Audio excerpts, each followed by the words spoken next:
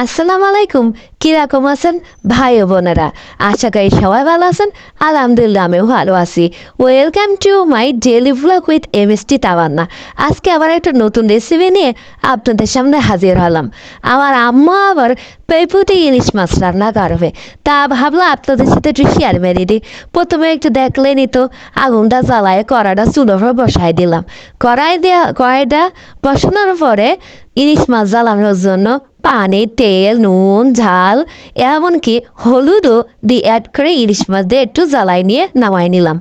এতে পরে কি হয় জানেন, ওই ইলিশ মাছের বিশাল স্বাদ হয়। তারপরে এ আছে পেঁপে কেটে রাখলেও আমি আবার মেরে দিয়েছি কয়টা। এবার মশলা করার জন্যে আমরা সিঁড়ি আবার দিয়ে দিলাম রসুন, ঝাল, পেঁয়াজ, মশলা এবং জিরা। দেওয়ার পরে এটা একটু বেটে নিতে হবে। বিরিন্ডারের থেকে বেটে নিলে কিন্তু বিশাল স্বাদ হয়। তারপরে আবার কড়াই তেল দিলাম পেঁপে রান্না করার জন্যে, মশলাটাও অ্যাড করে দিলাম। এরপরে মশলার তেল যখন উপরে উপসে উপসে পড়বে, তখন মনে করেন আস্তে পানি অ্যাড করে দিতে হবে।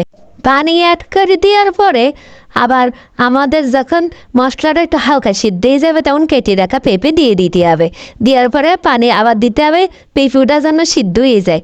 এই আমার আম্মু করছে পেঁপে কিরাম নেচতে জানি সিদ্ধই হচ্ছে না।